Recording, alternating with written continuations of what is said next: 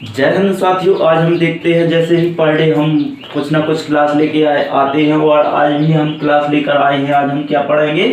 दिल्ली सल्तनत पढ़ेंगे। क्या पढ़ेंगे हम? दिल्ली सल्तनत। तो दिल्ली सल्तनत में कितने वंश हुए, कितने राजा आए और कहाँ कहाँ पे क्या आक्रमण हुआ, इसके बारे में हम संपूर्ण जानकारी देंगे आपको। जो भी है हम सब पढ़ाएंगे तुम्हें। दिल्ली सल्तनत आज बताएंगे कि इतिहास है क्या। आज हम क्या पढ़ेंगे? दिल्ली सल्तनत।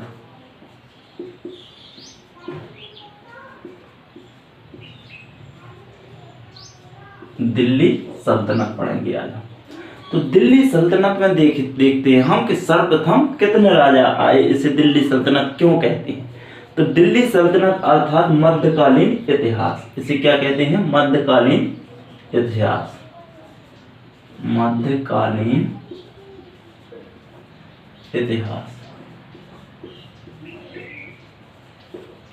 इतिहास का अर्थ क्या होता है? इसका संधि विच्छेद क्या होता है? अर्थात इसे इतिहास क्यों कहा जाता है?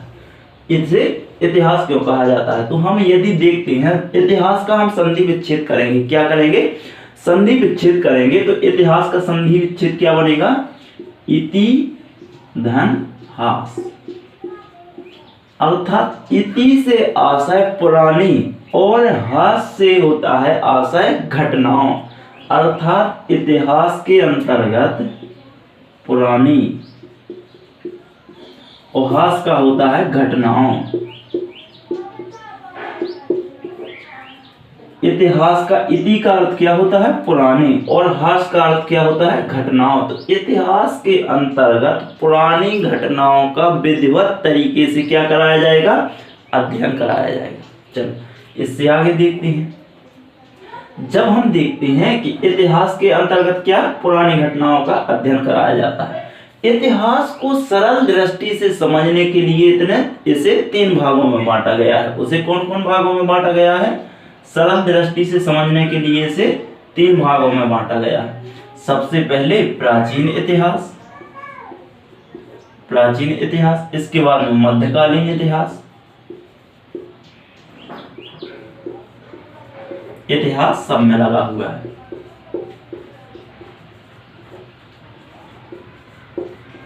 इतिहास। इसके बाद में आधुनिक इतिहास। आधुनिक इतिहास।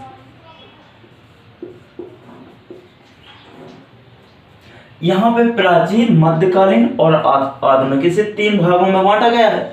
आज हम क्या पढ़ेंगे? मध्यकालीन इतिहास पढ़ने जाएंगे। चलो, तो सबसे पहले इतिहास का क्या आशय होता है? पुरानी घटनाओं का विधिवत तरीके से अध्ययन करना। इसके आगे हम देखेंगे कि प्राचीन को जो इतिहास है, इतिहास को सरल दृष्टि से समझने के लिए इसे कितने भागों में बांटा गया है? तो 3 भागों में बांटा गया है। कौन कौन सा? प्राचीन इतिहास, मध्यकालीन इतिहास और आधुनिक इतिहास। चलो इससे आगे देखते हैं हम। मध्यकालीन इतिहास में कितने वंश हुए? तो उन वंशों को देखेंगे हम कि कौन कौन से वंश हुए, कितने वर्ष तक इन लोगों ने शासन किया, कहां पे शासन किया, तो इनको हम देख लेंगे।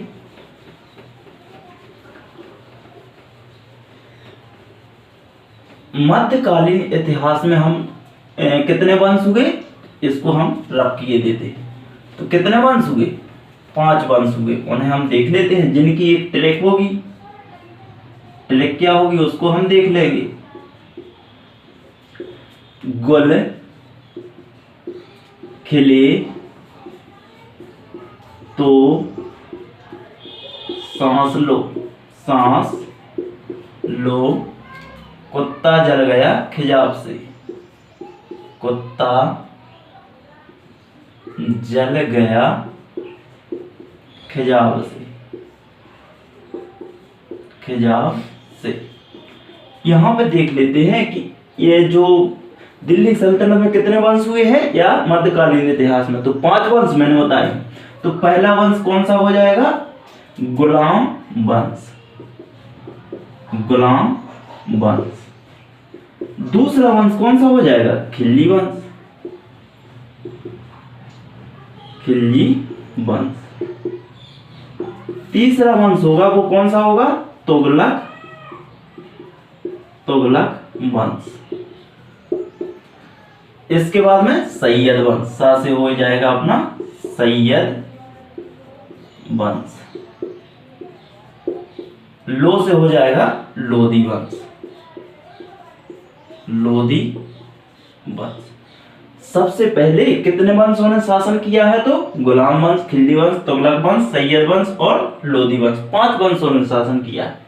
तो सबसे पहले ये देखते हैं कि गुलाम वंश का संस्थापक कौन था। तो यहाँ पे देखते हैं, यहाँ तक तो क्या हो जाएंगे हमारे, इसको यहाँ पे मैंने फुल स्टॉप लगा दिया है। यहाँ से इस साइड क्या होंगे, इसके फाउंडर होंगे। तो कौन कौन सा फाउंडर था, संस्थापक कौन है इसका? तो कुत्ता से हो जाएगा, कु से लेंगे तो कुतुबुद्दीन ऐबक, कुतुबुद्दीन ऐबक, ऐबक जो किसका फाउंडर है? गुलाम वंश का फाउंडर है। जो रियल फाउंडर होगा उसको हम आगे बताएंगे, लेकिन जो वर्तमान फाउंडर है, तो जो मेन फाउंडर है वो कौन है? कुतुबुद्दीन ऐबक। जा से हो जाएगा जलालुद्दीन खिल्जी, जलालुद्दीन खिल्जी। गा से हो जाएगा गयासुद्दीन शाह तुगलक,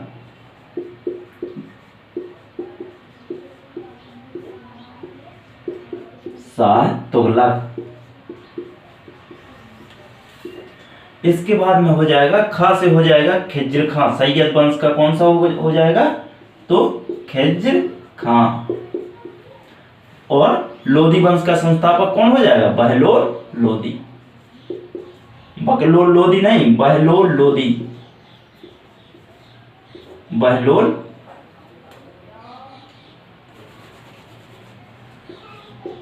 बहलोल लोधी। तो सबसे पहले देखते हैं गुलाम वंश का संस्थापक कुतुबुद्दीन ऐबक, खिल्जी वंश का संस्थापक जलालुद्दीन खिल्जी, कुतुबुद्दीन ऐबक।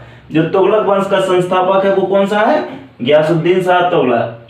सैयद वंश का संस्थापक है जो कि कौन है? खिज्र खां। लोधी वंश का संस्थापक कौन सा है? बहलोल लोधी। इनका कार्यकाल देख लेते हैं। अब गुलाम वंश का कार्यकाल कितना है, खिल्जी वंश का कार्यकाल क्या है और तुगलक वंश का क्या है, सभी का हम कार्यकाल देख लेते हैं। तो गुलाम वंश के संस्थापक ने कब तक किया है? 1206 से 1290 तक। कब तक किया है? 1206 से 1290 एडी तक, अर्थात ईस्वी तक। जो खिल्जी वंश है, खिल्जी वंश के संस्थापकों ने कब तक किया है? 1290 से 1220 तक, 1320 तक, 1320। 1206 से 1290, 1290 से 1320, 1320 से 1414, 1414 से 1451, 1451 से सभी में ईस्वी लगा है, ईस्वी लगा है सभी में। 1451 से 1526 ये शासन लास्ट तक रहेगा। तो गुलाम वंश के संस्थापकों ने कब तक शासन किया है? कब से कब तक? 1206 से 1290। खिल्जी वंश के शासकों ने कब तक किया है? 1290 से 1320। तुगलक वंश के शासकों ने 1320 से 1414। सैयद वंश के शासकों ने 1414 से 1451। लोधी वंश के शासकों ने कब तक किया है? 1451 से 1526 तक। यहां से क्वेश्चन बनता है कि सर्वाधिक किस वंश के शासकों ने शासन किया है? तो किया किस वंश के शासकों ने किया है? जो होंगे तुगलक वंश के शासकों ने। किसने किया है? तुगलक वंश के शासकों ने। यदि कहा जाए कि सबसे कम किन वंश के शासकों ने शासन किया है, तो खिल्जी वंश के शासकों ने। सबसे ज्यादा तुगलक वंश के शासकों ने, सबसे कम खिल्जी वंश के शासकों ने शासन किया। इसके आगे देख लेते हैं। चलो इसको रब कर दें, इसका स्क्रीनशॉट लीजिए, इसके बाद में आगे देखते हैं।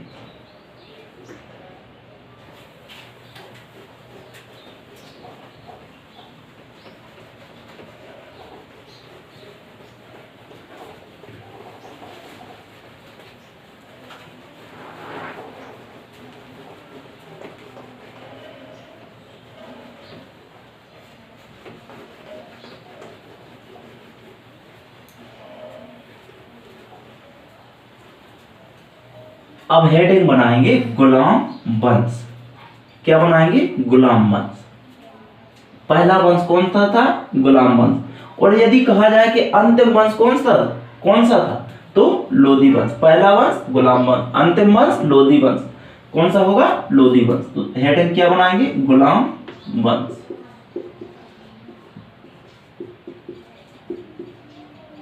गुलाम वंश। यदि कहा जाए कि गुलाम वंश का संस्थापक कौन था तो कौन सा होगा? कुतुबुद्दीन ऐबक। किसके बारे में पढ़ेंगे हम? कुतुबुद्दीन ऐबक के बारे में पढ़ेंगे। लेकिन गुलाम वंश में टोटल कितने सुल्तान हुए? तो 11 सुल्तान, जिनमें से 2 अयोग्य सुल्तान थे। कौन कौन से? आराम शाह और दूसरा फिरोज शाह। तो टोटल कितने सुल्तान थे गुलाम वंश में? 11 सुल्तान। उन्हें भी देख लेते हैं हम कौन कौन से होंगे। एक फॉर्मूला है जिसके माध्यम से उसको देख लेते हैं। कोई रब्बा में बकवास ना करे। गुलाम वंश में मैंने कितने संस्थापक बताए अर्थात सुल्तान बताए? 11, टोटल 11। तो उनको देखते हैं कौन कौन से सुल्तान हुए। तो गुलाम वंश का पहला सुल्तान जो होगा वो कौन सा होगा? कुतुबुद्दीन ऐबक। जो कि किसका गुलाम था? मोहम्मद गौरी का गुलाम था, इल्तुतमिश। दूसरा कौन सा होगा? इल्तुतमिश। रा से हो जाएगा रजिया सुल्ताना, नाम सुना होगा आपने। बा से हो जाएगा बहराम शाह।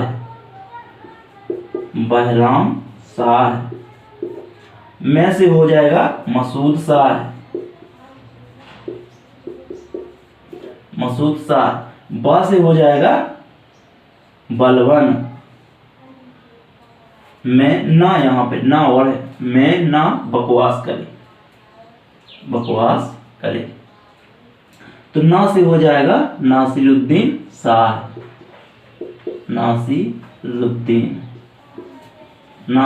नासिरुद्दीन शाह। बा से हो जाएगा बलवन। का से हो जाएगा कैकुबाद। और का से हो जाएगा क्यूमर्स। तो कितने सुल्तान हुए? 1 2 3 4 5 6 7 8 9 बलवन। 2 से मसूद शाह हो गए, बहराम शाह, नासिरुद्दीन शाह और कोई रब्बा में ना बकवास करे। हाँ सही है। 1 2 3 4 5 6 7 8 9। हाँ ठीक है, 9 हुए हैं। 2 मैंने अयोग बताए थे। टोटल कितने सुल्तान थे? 11 सुल्तान थे। तो 2 अयोग सुल्तान थे। कौन कौन से? आराम शाह और दूसरा फिरोज शाह।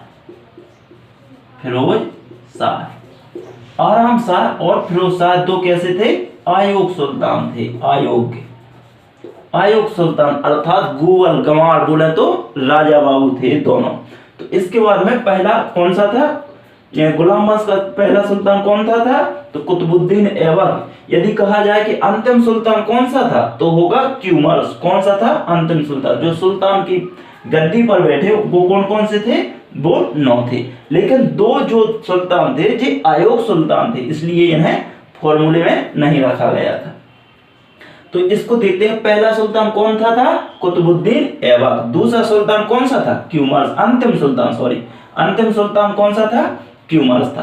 तो गुलाम वंश में टोटल 11 सुल्तान हुए, जिनमें से पहला सुल्तान कुतुबुद्दीन ऐबक और अंतिम सुल्तान क्यूमर्स था। चल आगे देखते हैं। पहला सुल्तान देखेंगे हम। कुतुबुद्दीन ऐबक के बारे में पढ़ेंगे कि क्या है इसकी हिस्ट्री, उसकी हिस्ट्री को पढ़ेंगे। तो इसके अंतर्गत हेडिंग बनाएंगे हम कुतुबुद्दीन। हाँ, गुलाम वंश का संस्थापक कौन था? कुतुबुद्दीन ऐबक।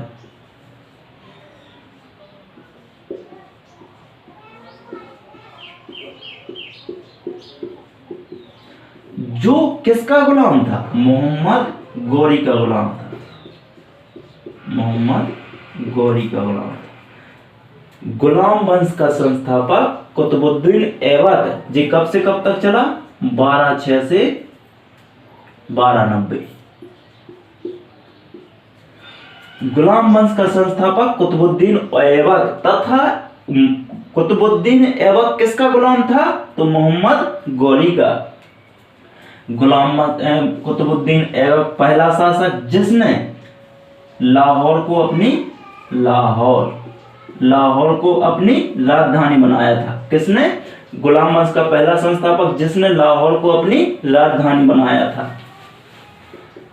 कुतुबुद्दीन पहला दिल्ली सल्तनत का पहला शासक जिसने 1197 ईस्वी में राजस्थान के कैथल क्षेत्र में, राजस्थान के अजमेर में 2.5 दिन का झोपड़ा, 2.5 दिन का झोपड़ा नामक मस्जिद का निर्माण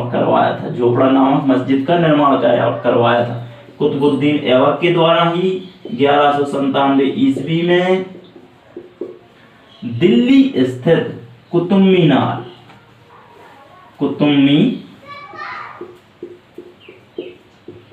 का निर्माण कराया गया था। निर्माण अर्थात नींव रखी गई थी।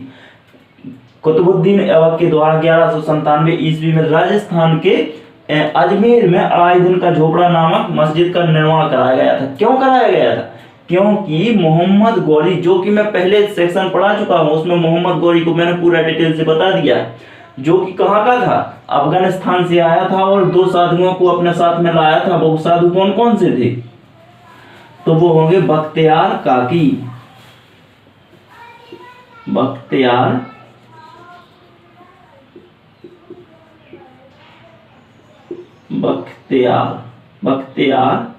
काकी, और दूसरा कौन सा था? मोइनुद्दीन चिश्ती।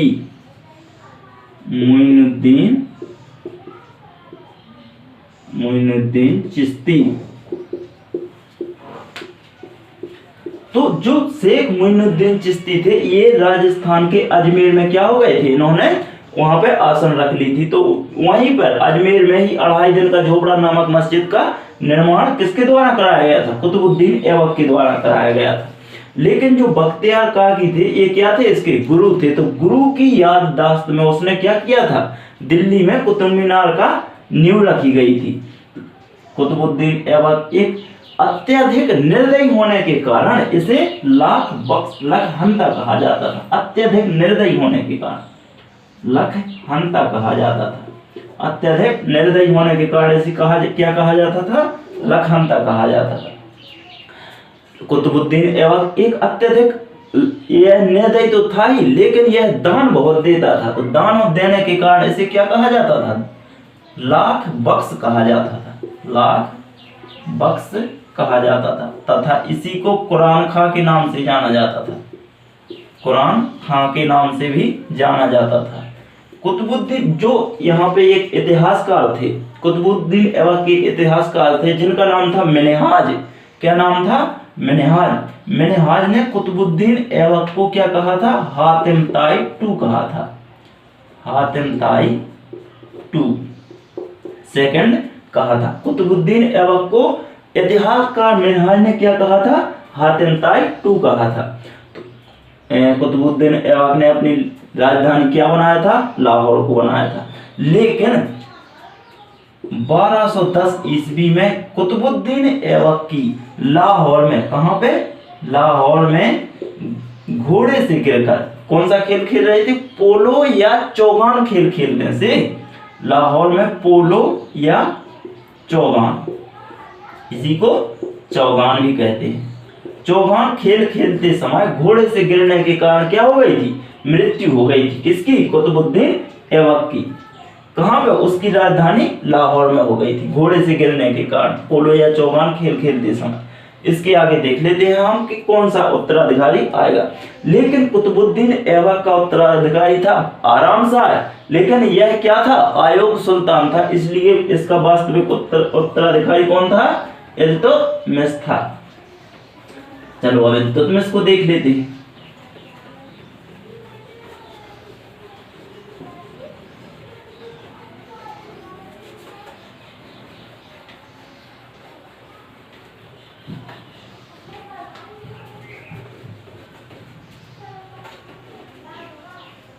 हेडिंग बनाएंगे इल्तुतमिश।